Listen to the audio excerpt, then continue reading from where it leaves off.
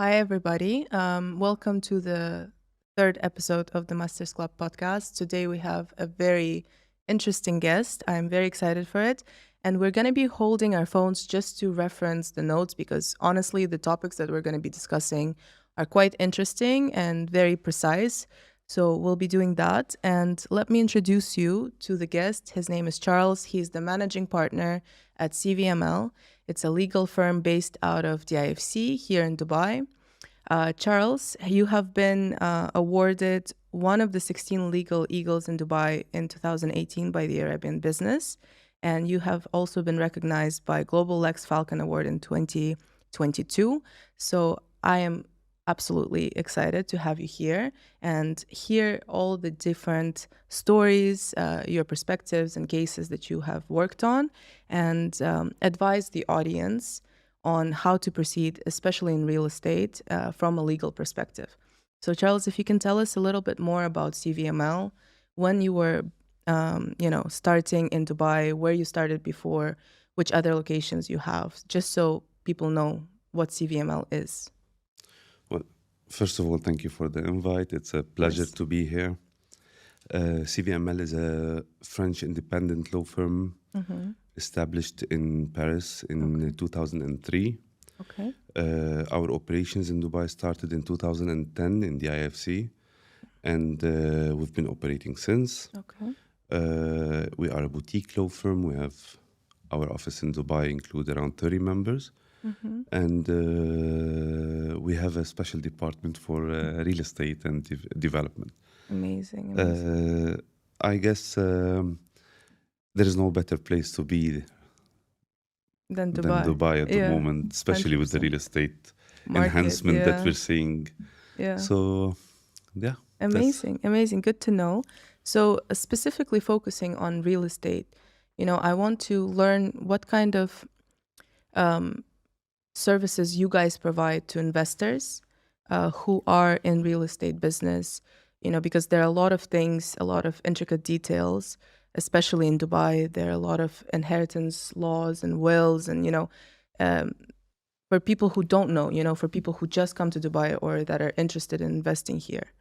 I guess before we start talking about all this, the real estate sector is a bit bigger than just investing in real estate 100%. In Dubai. Now we can see lots of investors coming in and out, getting into the market, exiting the market. But before all that, let us define what is real estate. Yes, please. Real estate could be investing in a plot of land, in an apartment, in a villa. Yes. It could be for industrial use, for commercial use, for residential use. So every sector or every part of this investment has a separate rule book. If you're investing in a plot of land, as an example, you're gonna invest, you're gonna check the zoning, you're gonna check the space, how much you can build on this plot, what you can use the plot for, what's the area is designed or designated for. It is different from investing in a villa in the secondary market. Yeah, residential, 100%. Yeah. So there is a need, an obligation on every investor to do a proper exercise of due diligence to know if this investment suits his needs and what is the purpose or the objective behind this investment. Of course. So you can see investors buying properties while they are abroad, signing contracts, paying money, and then finding out that the project does not exist. The agent is not registered with RERA. Yes. The money disappeared. And then they come to their lawyer crying, we lost our money. Yeah. So the legalities are more important than the investment or as equal as important as the investment. 100%, yeah. And the same goes for commercial as well. For everything. Yeah. Every sector of the real estate or every part of this sector has its own rule book. Yeah. Now, as a normal investor, most of them, they think just because they bought one apartment somewhere in Europe that they already know how it works. The rules of the game. The rules of the game are changing on a daily basis. Dubai is not Europe, it's not the States. Dubai is not Abu Dhabi. Yes. Yeah. There is a separate rule book for every city, for every jurisdiction, and you need to be up to date with the laws, the requirements, the regulations, so you can know what to look at and where to put your money. Yeah, 100%. I even say it to, my fellow colleagues and all of my investors who are interested. For example, I do residential real estate only, right? So when I get inquiries about commercial, I tell them honestly, listen, it's a very different game altogether. There are different rules. So please consult someone who's a specialist or an expert in that, because it is very different, 100%. It is. Yeah. We've seen people getting a commercial license from Fujairah free zone to open a shop in Dubai Mall. Yeah. This license doesn't go with this property. 100%. It is as easy as doing any other due diligence exercise. You just need to ask the people of expertise to assist you in your investment. Do not invest your money before you do the whole 9 yards. Right. You have to decide where to put your money based on what does it meet your needs or answer your questions, and then you can pay. You see people thinking that if I don't pay now, I'm It's losing gonna the go, opportunity. Yeah. Sometimes it is. Yeah. Sometimes it's the reality. Right. You probably know better on how salespeople put pressure just sometimes to get the urgency, deal done. just to create urgency. Yeah. But if it doesn't suit you, why do you want to Invest. Why do you want to invest? 100%. All right. So let's just start from, I guess, the most hot topic of today. Rentals, right? We saw a surge in prices, and definitely the rental migration happened and rent prices started increasing. Now, before, and even today, you can use the rental index. However, landlords looking at the price increase of sales transactions decide that, you know what, the market is going upwards. Let me increase the price of my property 40% from the previous year. How does that affect, let's say, tenants? Is that legal? What is the situation right now? The relationship between landlords and tenants have been an intense one, a love-hate one, since Dubai, since 2005 or 2004, as far as I can remember. Since all these new freehold projects started to come up. Right. And you've seen laws evolving year after year, practices evolving year after year. Now, when Dubai goes through a phase that looks like what we are living now, an increasing demand, a more expensive market, if you want, if you want to, just to keep the words easy. Right. You start seeing landlords getting greedy, tenants trying to protect themselves. Well, it is regulated somehow. Right. Under which circumstances a landlord can terminate a lease, under which circumstances the lease is forcibly renewable, what are the ratio that can be used to increase the rent. However, you see certain practices that are evolving as well, coming from lawyers, coming from experts, and this is healthy. Right. What is not healthy is the landlords who terminate a lease because they want to sell a property and then they decide to rent it for a higher price, and then you see court cases happening, and the courts are full with this kind of cases. Now, usually the most asked question is, I have been asked to vacate the property because the landlord wants to sell, because the landlord wants to improve the property. Right. The landlord wants to use it for himself or for his son, family, for example. And the moment the tenant leaves, the landlord thinks that the tenant is gone and now I can do whatever I want with my property. And then you see the tenant rediscovering that the landlord didn't improve the property, just painted it and rented it out for more, or he did not use it for his son. In fact, he doesn't have a son, but he just wants... he just wants them out. And, he wants to rent it for a higher rent. And you see tenants asking for compensation. You see the court full with this kind of cases. And it's good for us as lawyers because it keeps us busy. Of course. But at the same time, the landlords need to be aware because sometimes they end up losing more money than what they were expecting to even profit just because they didn't know how to tackle the matter in the right way. Yeah, 100%. But do you think it's because they don't know or because they want to close their eyes on it and try to get away with it? No, they wanna get away with it. They want more return on their investment. 100%. Sometimes they put families in trouble just because they want to make a little bit of extra money, which is expected from investors. They don't even care much most of the times, but not all of Unfortunately, them again. But yeah, there is always a way to get back at your landlord. So if you've been vacated unlawfully, just check with your lawyer. 100%. You can get something back probably. And would you say that in general, the law is more on the tenant side or it's more on landlord side? The law is stable. Stable, okay. But there are certain practices at the moment that we are seeing that are incentivizing the landlords. For example, seriously?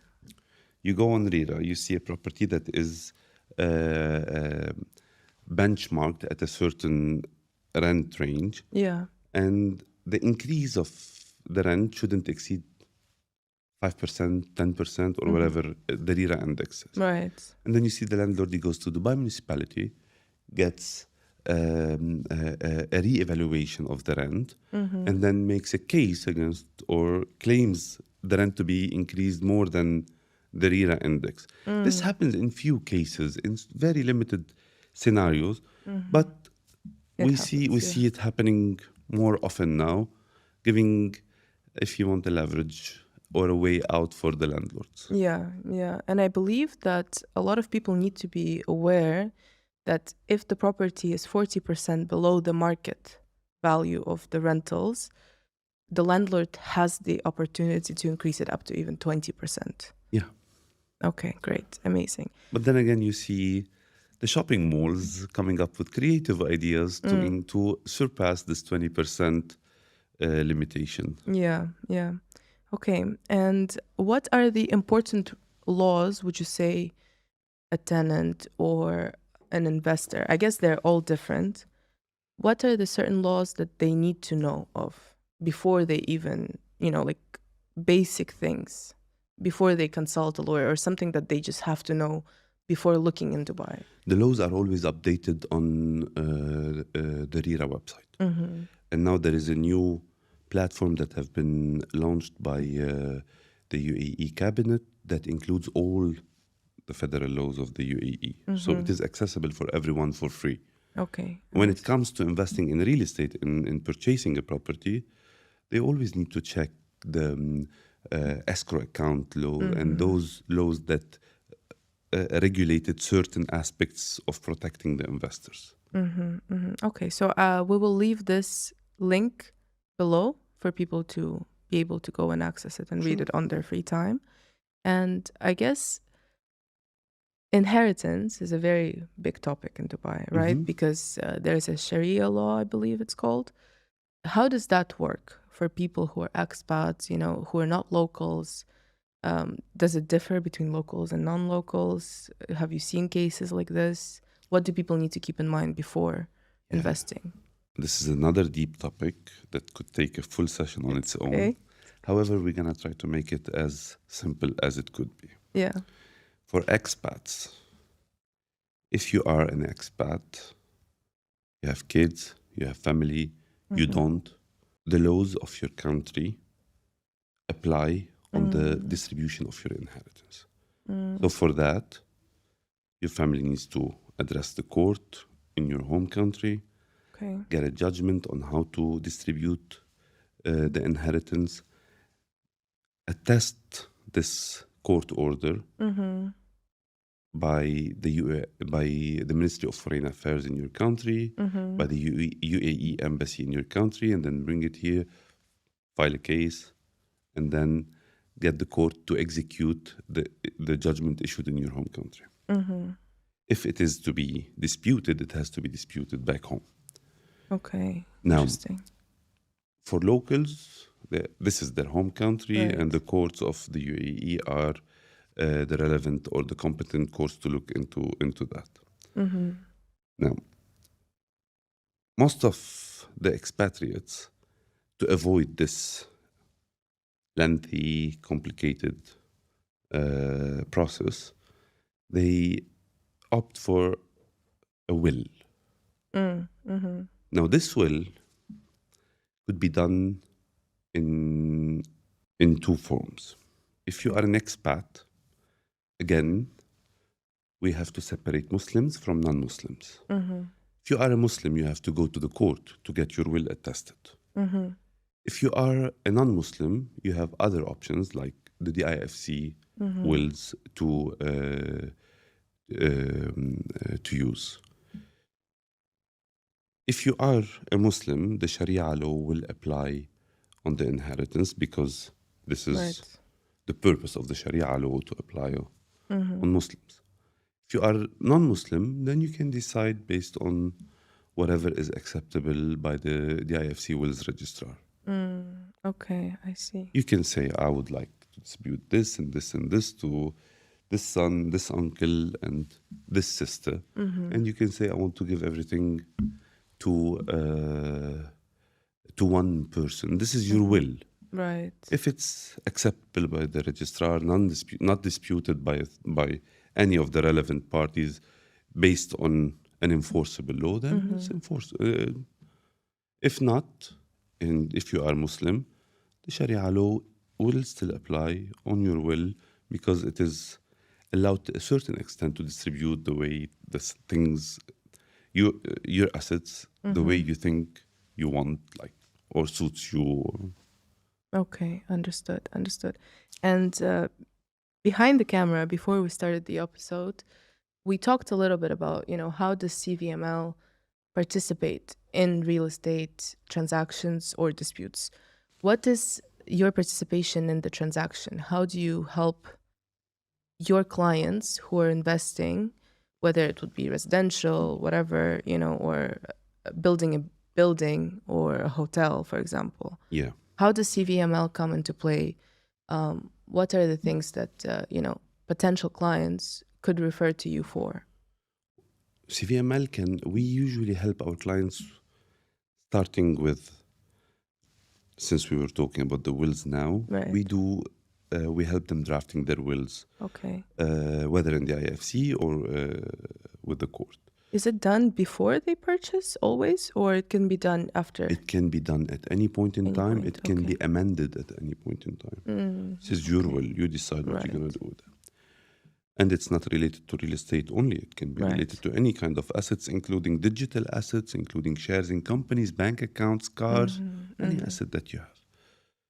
We help real estate developers in their daily issues, and their issues are a lot usually. Yeah, I can imagine. We help real estate brokers, and we help investors, individuals, and entrepreneurs. Okay, interesting. So now let's go a bit deeper into this. So, of course, developers have a certain obligation, right? Like certain laws that apply to developers on how they need to perform, what kind of standards they need to meet to be recognized and official in Dubai.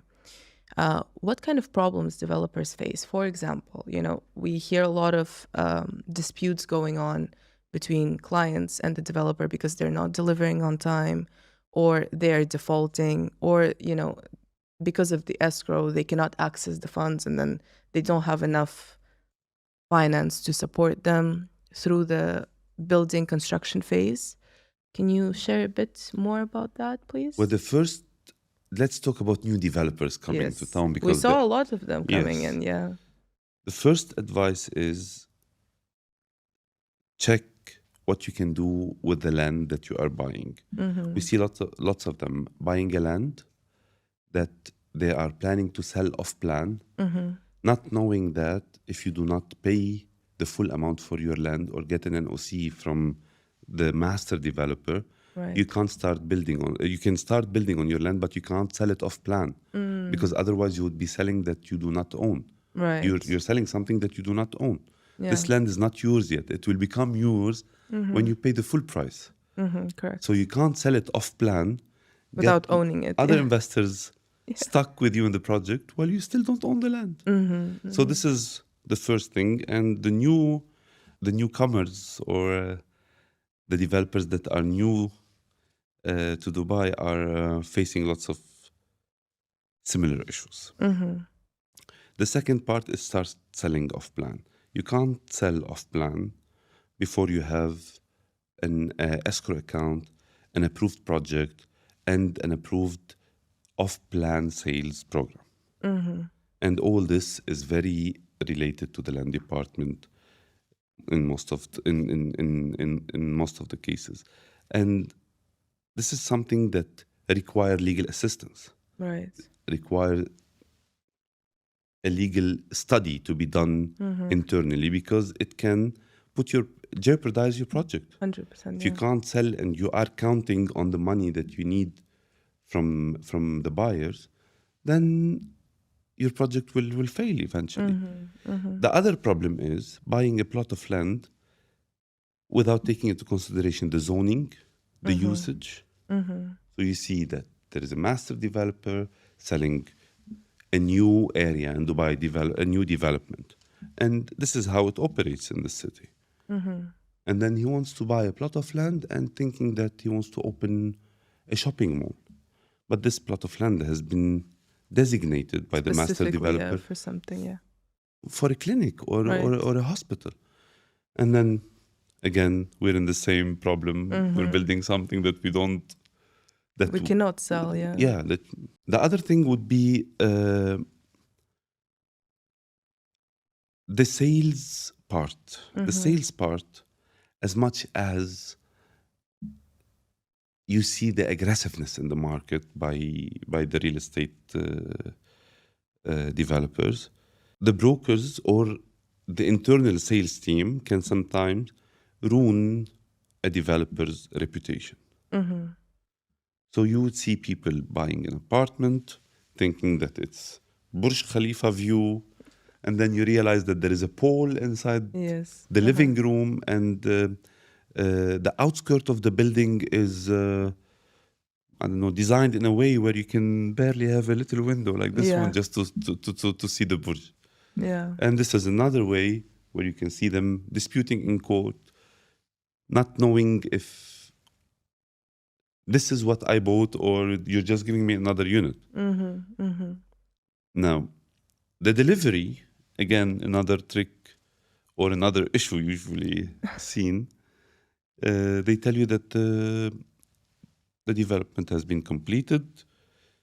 You have to pay the final payment and go through handover, snag list, etc.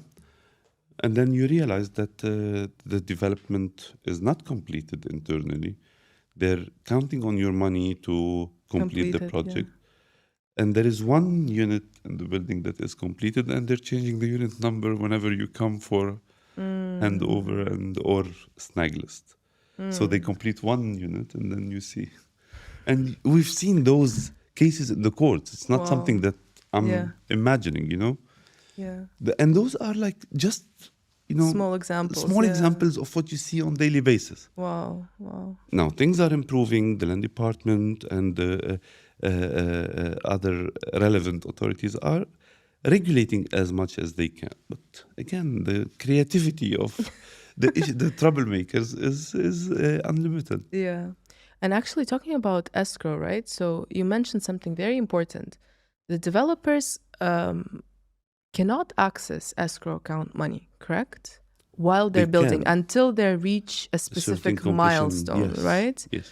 So how is it possible that we see cases like this, they need to complete the payment, but inside it's not done, because I actually encountered a project like this, they said we will deliver before the actual handover date. However, they still did not receive the building completion certificate. the escrow account is based on the amount of money received from buyers based on a certain completion percentage of the project. If your project is not fully completed, that means the amount received into this escrow account is less than what you were expecting. Now, at the moment, probably the projects are fully selling because the market is buzzing. Right. There was a time where the market was not buzzing and the projects was not selling as easy, especially the pre-corona and this phase. Right. So if you sell 35% or 40% of your project and you received all this money into the escrow account, you still don't have enough to reach a certain completion percentage to claim from the escrow account the remaining of the money. Right. And that's what they mean. We have money in the escrow account, but we can't get it because we didn't, or they spent it somewhere else. But this is all supervised. And that's why you see developers abandoning their buildings at 70% or 80% sometimes of completion. And the court sees the property, resell it to another developer, and the investors or the buyers are in trouble because they couldn't get their properties. Right. Another tip, the buyer always need to check the reputation of the developer, the reputation of the broker. Yes. And at this time in the age, it's easy to check. Yes, it's all very accessible. Yeah. Everything is on TikTok, is on Instagram. You know who's who and who's doing a good job, who's not. Yes, but besides social media, I think going on DLD, and seeing actual, reputation and the broker's number is very important. It is. Yeah, because unfortunately, there are a lot of people who, as you said, they're not registered. They don't even pass the RERA exam, so they don't know the basics of real estate in Dubai. The city is full of brokers. Yeah, unfortunately. Yeah. It is very damaging to the industry, but it needs to be regulated a bit more. It's everywhere. Yeah. Everywhere in any active city in real estate development, you will see lots of unregistered brokers. It is for the investors. Right. They should have the audacity to ask, show me your registration card or what is your registration number. Yeah, they need to do their due diligence. Yeah.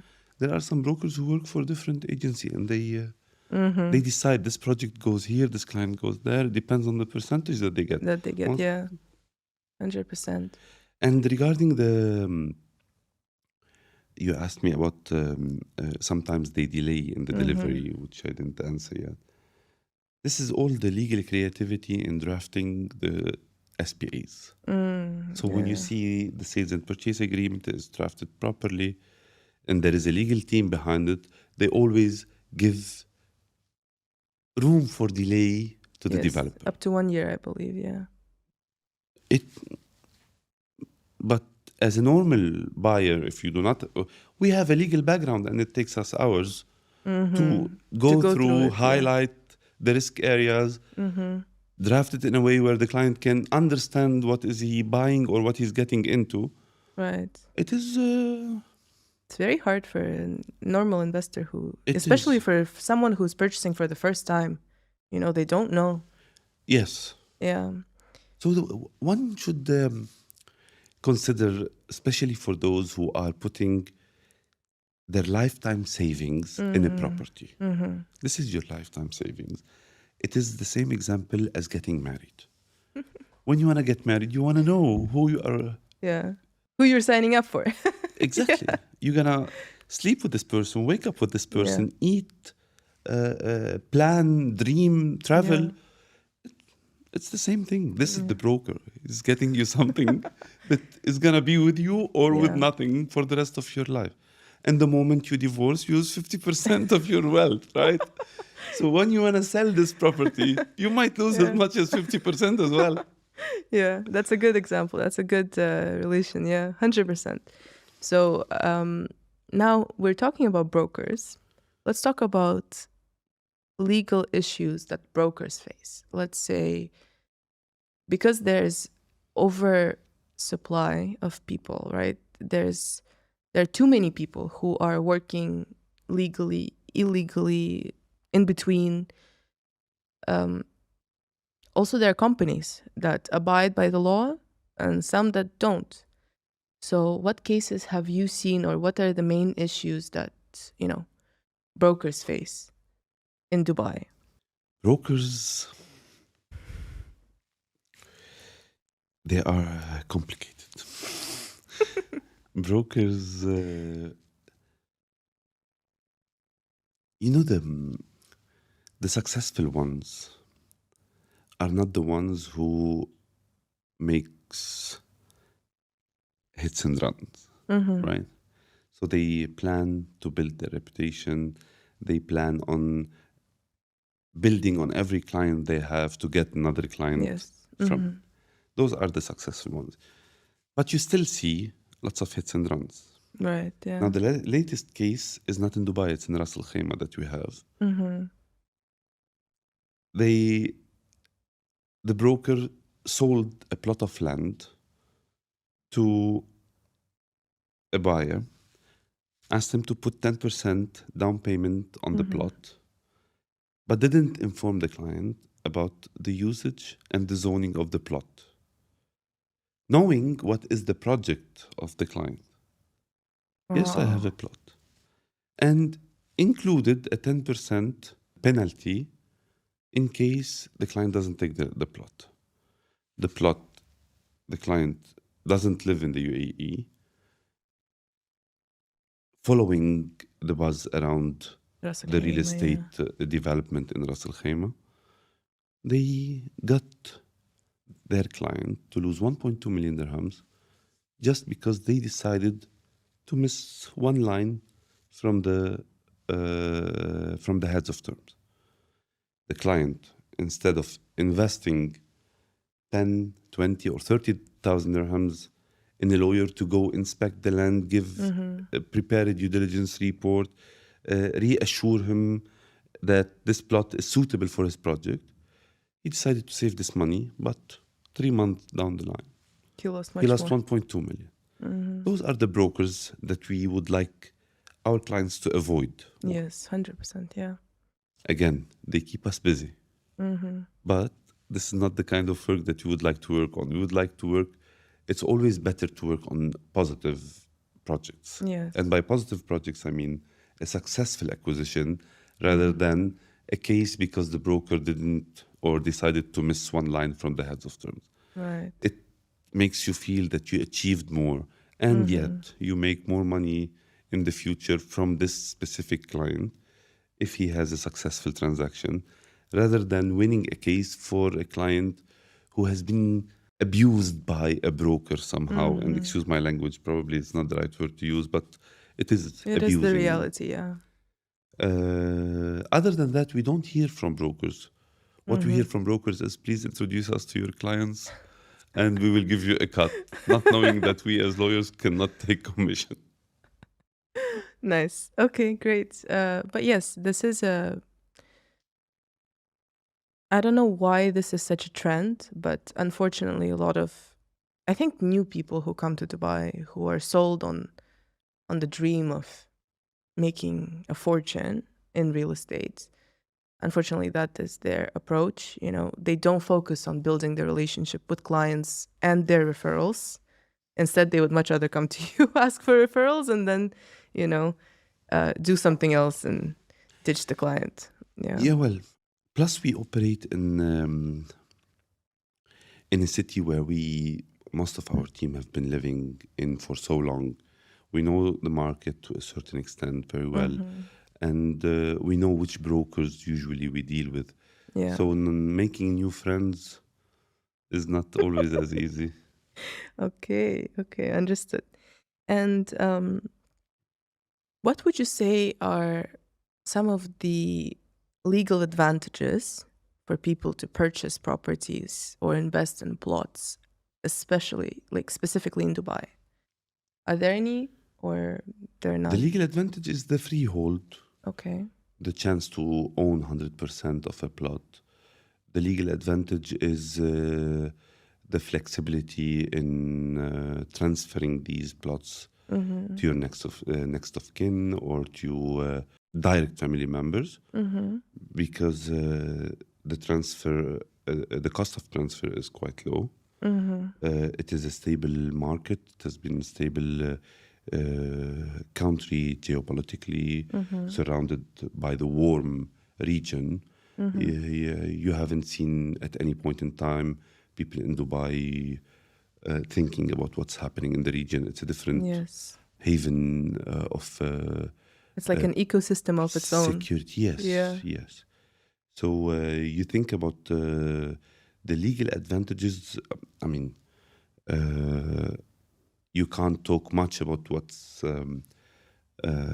what kind of advantages you can take legally, except for the stability in laws, in outcomes, in economy /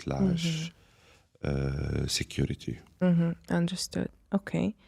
And this is actually a very interesting question, because we talk about buyers, right? We talk about investors who purchase.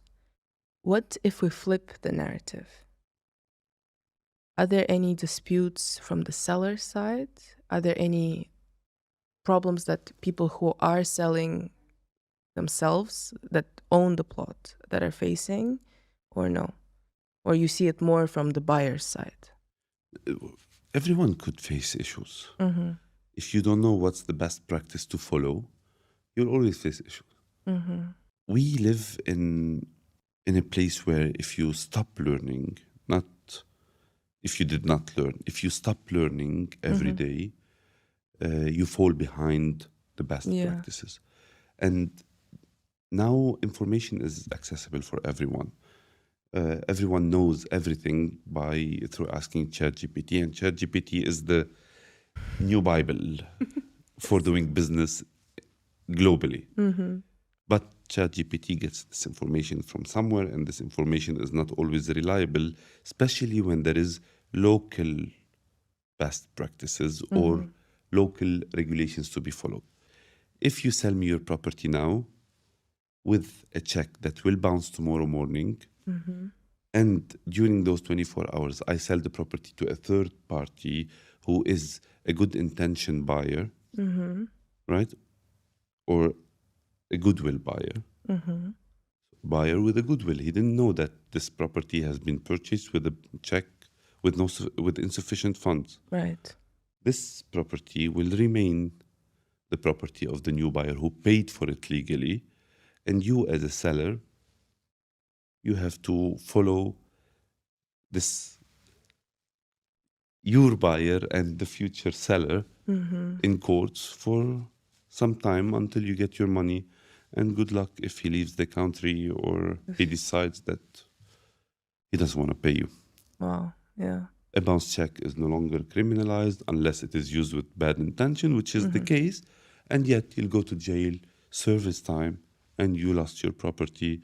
If he pays you in the meantime, you're lucky if you get a penny on the dollar. Wow, okay.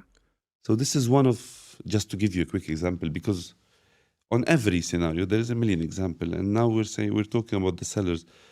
Like the buyers, the sellers can be fooled.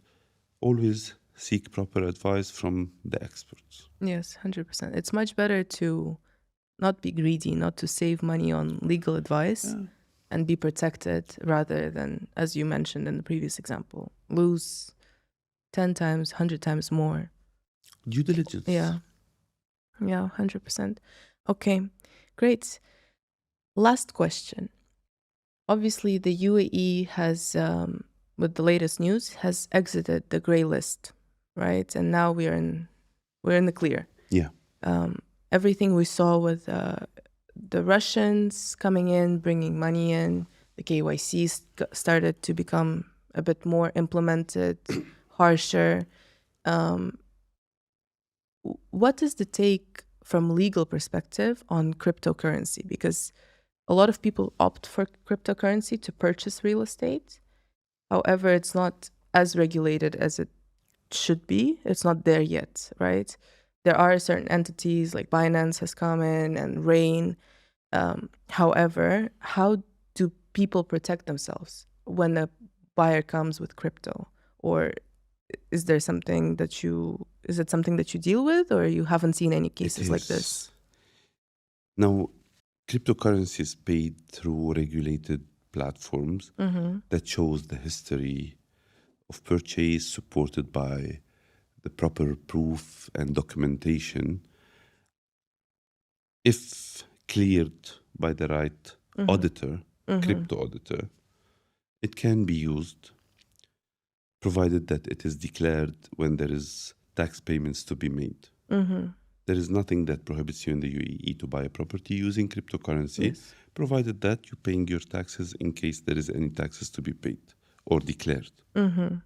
Paying in crypto for an apartment using a cold wallet with zero background, with zero proof of documentation or proof of payments or payments history, or enough to convince your crypto auditor that these funds are not generated from a crime, at least, it is not advisable.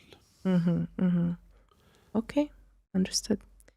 All right, thank you, Charles, so much. We have to cut this short, but honestly, we could sit here and talk for hours because this is so interesting, and I think a lot of people will learn a lot of new things. But I will leave Charles's and CVML information down in the description. Anyone who needs legal advice or you're thinking of investing into Dubai's real estate market, I highly recommend you guys reach out to them just to get a second opinion or to have a backup or just to put your mind at ease. Honestly, this is a must to do because you don't want to face any problems later on. It's much better to be safe than sorry. And thank you, Charles, so much for coming, for sharing all of this with the people that are watching. I appreciate your time, and I hope we probably will do another one soon. Why not? Yes. Thank you for having me. It was a pleasure. Thank you.